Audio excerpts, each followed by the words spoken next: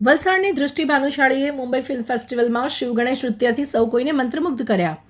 વલસાડની convent સ્કૂલમાં ધોરણ 7માં અભ્યાસ કરતી દૃષ્ટિ ભાનુશાળીએ મુંબઈ ફિલ્મ સિટી ખાતે ZEE5 ટીવી દ્વારા યોજાયેલા ઇન્ટરનેશનલ આઇકોન ફિલ્મ ફેસ્ટિવલમાં શિવ નૃત્ય અને ગણેશ આરાધના પર આધારિત શાસ્ત્રીય નૃત્ય રજૂ કરી ઉપસ્થિત સૌ કોઈનું મન મોહી લીધું હતું. 7 વર્ષની નાની વયથી નૃત્ય પ્રત્યે લગાવ ધરાવતી દૃષ્ટિએ અનેક સ્પર્ધાઓમાં ઇનામ મેળવનારા પ્રદર્શન સાથે આ વખતે લાસ્ય કલાવૃંદ ગ્રુપ અને ગુરુઓના માર્ગદર્શન હેઠળ 15 કલાકારો સાથે રજૂઆત કરી હતી. ફિલ્મ ફેસ્ટિવલમાં ઉપસ્થિત અનેક ફિલ્મી હસ્તીઓએ દૃષ્ટિના નૃત્યની પ્રશંસા કરી હતી. આ નાની વયની પ્રતિભાએ વલસાડનું નામ ગૌરવપૂર્વક ઊંચું કર્યું છે.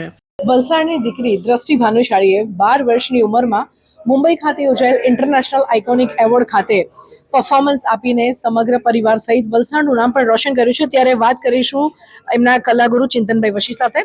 ચિંતનભાઈ, જણાવશો દ્રષ્ટિ સાથે કઈ રીતે ઓળખાણ થઈ?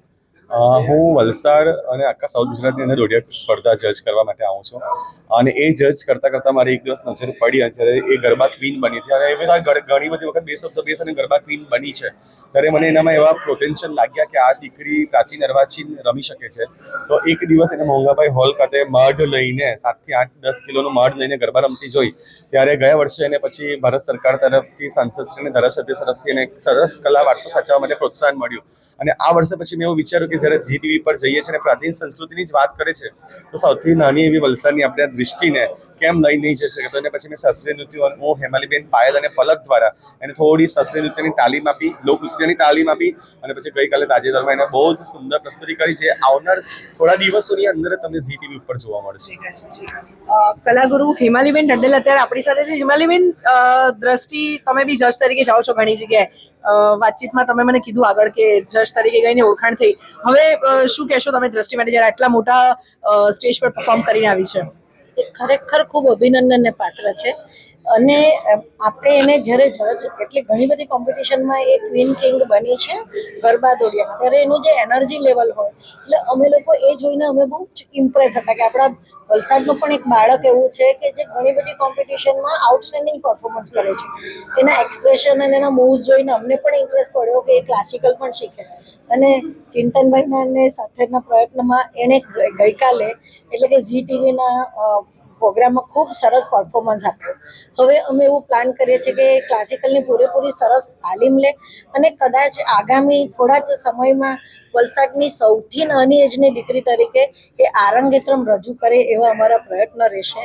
કારણ કે અમે એને ફોક ડાન્સ, ક્લાસિકલ અને ઇન્ડિયન કલ્ચરમાં એને વધુને વધુ આગળ વધતી જોવા માંગીએ છીએ કે જેથી કરીને આપણે બીજી બાળકીઓ માટે પણ એ એક ઇન્સ્પિરેશન પ્રૂવ થાય. અને આજે ઝેનઝી જનરેશન જ્યારે બીજા બધા કલાકારોની પાછળ ક્રેઝી હોય તો ગઈકાલે અમે પરફોર્મન્સમાં જોયું કે કેટલા બધા સેલિબ્રિટીઓ હતા અને એ આપણા ક્લાસિકલ પરફોર્મન્સ પર એ લોકો એટલું બધું આ બાળકોને એન્કરેજ કરતા હતા. જેટલા કલાકારો હતા તો એ લોકોને ક્લેપ જોઈને આપણે એ બાળકોને શીખવવાનું છે કે આપણું કલ્ચર હજી બી એટલું સ્ટ્રોંગ છે કે આટલી બધી બોલિવૂડના વેસ્ટર્ન કલ્ચરની અંદર પણ એ લોકો ખૂબ જ એપ્રિસિએટ કરે છે આપણા કલાકારોને. ખૂબ આનંદ થયો એ જોઈને કે સેલિબ્રિટીઝ આપણા બાળકો માટે સ્ટેન્ડિંગ ઓવેશન આપે. જે રીતે દ્રષ્ટિ સ્ટડીની સાથે ટાઈમ મેનેજમેન્ટ કરીને અલગ અલગ કલ્ચરના ફોક ડાન્સ અને ક્લાસિકલ અને આપણા ગુજરાતના ગરબાને આ બધું રમે છે એ બધું જોઈને બીજા બાળકોને પણ ઇન્સ્પિરેશન લેવા જેવી છે કે ભાઈ ટાઈમ મેનેજમેન્ટ કરીને ટાસ્ક ઓરિએન્ટેડ રહીને તમે સ્ટડીની સાથે સાથે બીજી એક્સ્ટ્રા કરિક્યુલર એક્ટિવિટીઝમાં પણ ખૂબ સારું પરફોર્મ કરી શકો છો અને એ બધાની ઓવરઓલ જે ઇફેક્ટ છે એ તમારા પર્સનાલિટી અને તમારા આઉટસ્ટેન્ડિંગ પરફોર્મન્સમાં દેખાઈ આવશે. કલાગુરુ ચિંતનભાઈ વશી અને હેમાલીબેન ટંડેલ સાથે વાત કર્યા બાદ અત્યારે આપણી સાથે છે દ્રષ્ટિ ભાનુશાલી. દ્રષ્ટિ, કેવું લાગ્યું કાલે મુંબઈ ખાતે તમે ઇન્ટરનેશનલ આઇકોનિક એવોર્ડમાં પરફોર્મ કર્યું અને હવે થોડા ટાઈમમાં ZEE ટીવી પર એ તમારો જે એપિસોડ છે એ ટેલિકાસ્ટ થશે ત્યારે? મને બહુ પ્રાઉડ ફીલ થયું અને મને આમ બહુ કોન્ફિડન્સ હતી કે લાઈક મારા પેરેન્ટ્સ મને ટીવી પર જોશે એન્ડ એ મૂવી મેં બહુ વેઇટ કરતી હતી. દ્રષ્ટિ, હવે આગળ તમે શું કરવા માંગો છો? મેં આગળ મારી સ્ટડીઝ સાથે સાથે ક્લાસિકલ ફોક ડાન્સ અને હિમાલી મેમનું સપોર્ટ અને સિન્થેસાઇઝેશનનું સપોર્ટ સાથે ઇન્ડિયન કલ્ચરને આગળ વધારવા માંગુ છું. અને કાલે તમે પરફોર્મ કર્યું ત્યારે પહેલા કેવી ત્યાં તમને ફિલિંગ આવી? એટલે હું નર્વસ હતું કે લાઈક મારાથી નહીં થશે and then I will yes થઈ જશે દેન આઈ ફીલ એટલે કોન્ફિડન્ટ. પરફોર્મન્સમાં તમે કયા કયા રોલ પ્લે કર્યા હતા? મારા 2 રોલ હતા, એક શિવાજીનો રોલ હતો અને એક ગણપતિ બાપાનો રોલ હતો.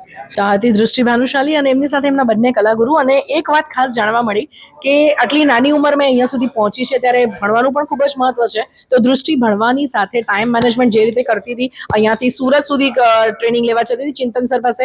અને હેમાલીબેને પણ વાત કરી કે કદાચ આવનારા સમયમાં દૃષ્ટિને એ લોકો જે રીતના ટ્રેનિંગ આપશે અને કદાચ સૌથી નાની ઉંમરમાં આરંગેત્રમ કરનારી પણ જો દૃષ્ટિ પ્રથમ દીકરી ના બને તો કદાચ નવાઈ નહીં.